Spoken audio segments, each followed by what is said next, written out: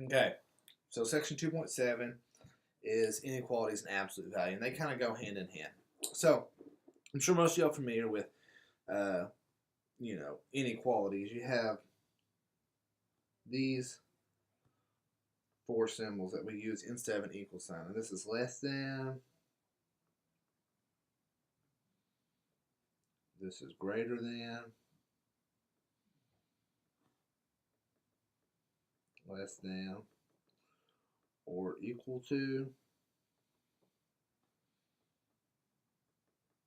greater than, or equal to.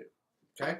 We're also going to introduce something called interval notation. So interval notation is going to use parentheses and brackets to describe a certain interval that these guys are defining. So we use parentheses for those two guys, brackets for those two guys. When we graph them on the number line, we're going to use an open circle for those two and a closed circle for those two. Okay, so let's look at a little inequality here. Let's say I have x is always going to be greater than or equal to 4. So in interval notation, it's going to say everything greater than 4 all the way up to infinity. So we use a square bracket with 4, and it says everything greater than that, so it goes all the way to infinity. And we always use a parenthesis with infinity. On the number line, we're here at 4. We have a filled in circle, and it's everything going to infinity. There's another one. X is less than negative 6. So that's all the way below negative 6 from negative infinity up to negative 6. We use a parenthesis because it's strictly less than. And we use an open circle when we graph it on the line, and it's going that way. And if we have a compound inequality, say something like this, it's between negative 3 and 7. We have a square bracket with negative 3 and parenthesis with 7. So here's negative 3, here's 7. We have a closed circle at negative 3, open circle at 7, and everything in between those two guys. Okay? Now, when we go to solve these, we solve them just like we do any other equation except for one important rule. We write that rule down so we don't forget it. When solving inequalities, if you multiply or divide by a negative number,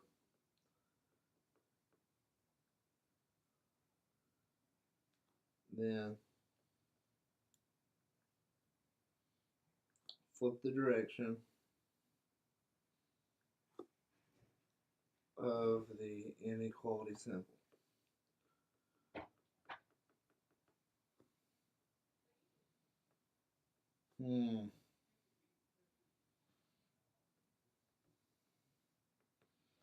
Okay? Always, always, always remember to do that. If you multiply or divide by a negative number any time when you're solving an inequality, flip the direction of the inequality symbol. So for example, let's say I have a 4 minus 3x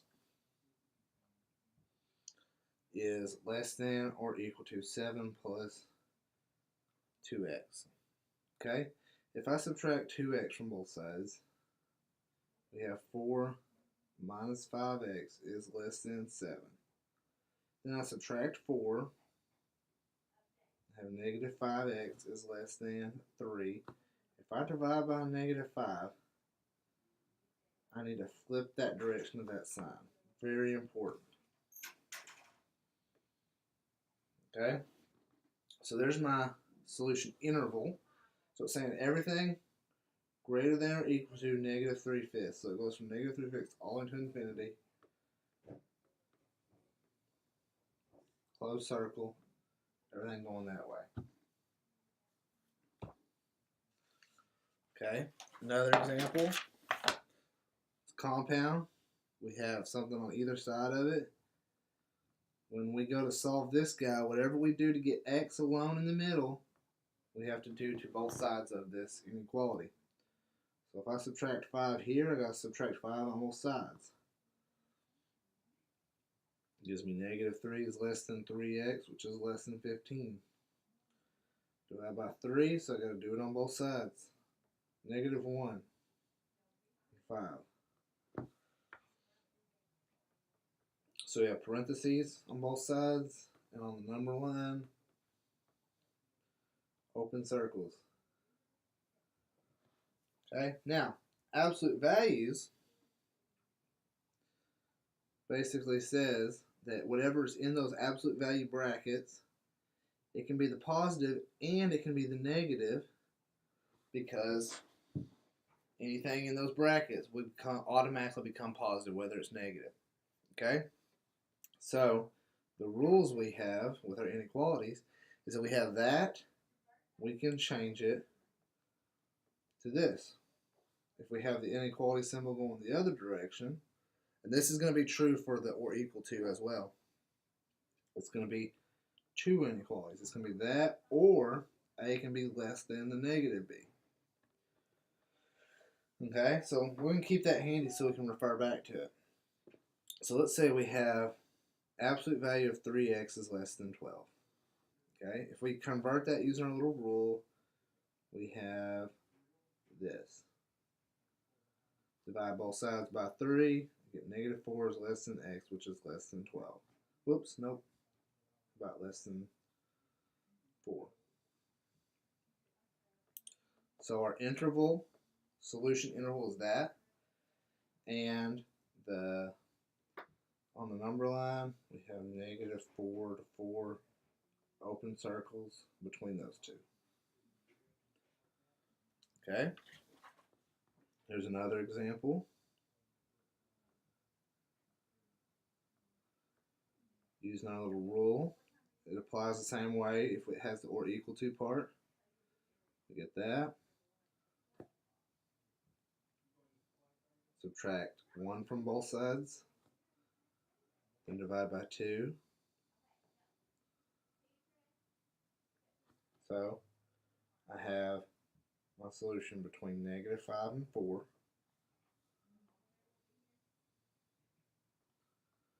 Here's negative 5, here's 4, close dots, and it's between those two. Going the other way, so I have 5 minus 3x, absolute value of that, greater than or equal to 20. Okay, so that splits into 2. That says 5 minus 3x is greater than or equal to 20, or 5 minus 3x is less than or equal to negative 20. Subtract 5 from both sides.